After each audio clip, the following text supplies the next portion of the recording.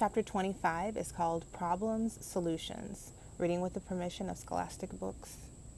In those first days after being in the hospital, my mind drifted in and out of a dream world. I thought I had been shot, but I wasn't sure. Were those dreams or memories? I couldn't remember words either.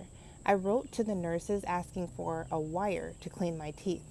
I was pounding nonstop with a headache. I was seeing double. I could hardly hear. I couldn't move my left arm or close my left eye. But for some reason, all I wanted to do was floss my teeth. Your teeth are fine, the doctor said, but your tongue has gone numb. I tried to shake my head no.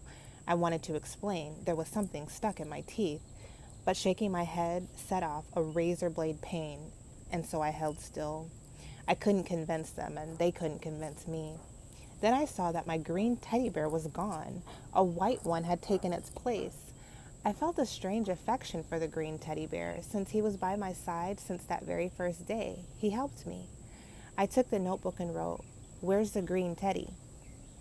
No one gave me an answer I wanted. They said that it was the same teddy that had been by my side since the first day. The lights on the walls had given him a green glow, but the teddy was white, they said. He was always white. Meanwhile, the bright lights in the room were excruciating, like white-hot daggers to my eyes, especially my poor left eye, which wouldn't close. "Stop lights," I begged in my notebook.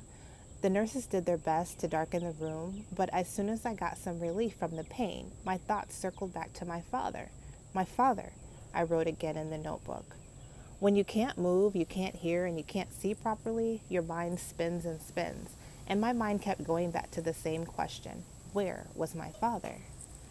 Every time a different doctor or nurse came into my room to change my blanket or check my eyesight, I handed them the notebook and pointed to the question about my father. They all said not to worry. But I did worry. I couldn't stop. I was also obsessed with how we would pay for all of this. Whenever I saw the doctors and nurses talking to each other, I thought that they were saying, "Malala does not have any money. Malala cannot pay for her treatment." There was one doctor who always looked sad, so I wrote him a note. "Why are you sad?" I asked. I thought it was because he knew I couldn't pay, but he replied, "I'm not sad." "Who will pay?" I wrote. "We have no money." "Don't worry, the government will pay," he said. After that, he always smiled when he saw me. Then a new worry seized me. Did my parents know where I was? Maybe they were wandering the streets and alleys of Mangora looking for me. But I'm a hopeful person, and therefore, when I see problems, I will always think about solutions. So I thought that I would go to the hospital's reception desk and ask for a phone so I could call my parents.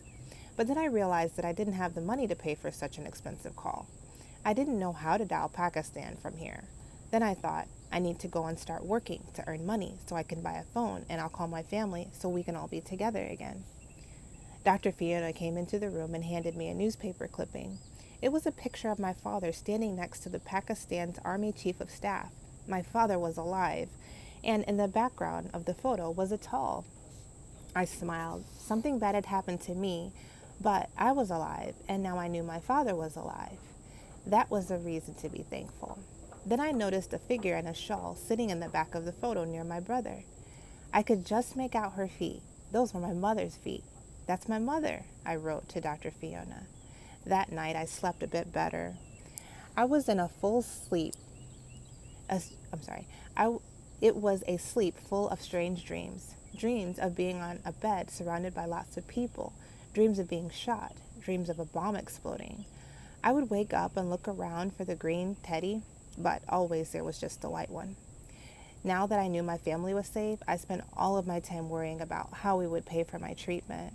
Obviously, my father was at home because he was selling our few possessions to pay for all of this. Our house was rented. The school building was too. Even if we sold everything we owned, it would never be enough. Was he borrowing money? Was he calling on his friends to help, asking for a loan? Later that day, the man who had spoken to me in Urdu, Dr. Javid Kiani, came to me with his cell phone. "We're going to call your parents," he said matter-of-factly. I couldn't believe it. "You won't cry," he said firmly. "You won't weep. You will be strong. We don't want your family to worry." I nodded. I hadn't cried once since I had arrived. My left eye was constantly weeping, but I hadn't cried. After a series of blips and beeps, I heard my father's dear and familiar voice. "Johnny," he said, "how are you feeling, my Johnny?" I couldn't reply because of the tube in my throat, and I couldn't smile because my face was numb, but I was smiling inside, and I knew my father knew that. "I'll come soon," my father said. "Now have a rest, and in 2 days we'll be there." His voice was loud and bright, maybe a little too bright. Then I realized he had also been told not to cry.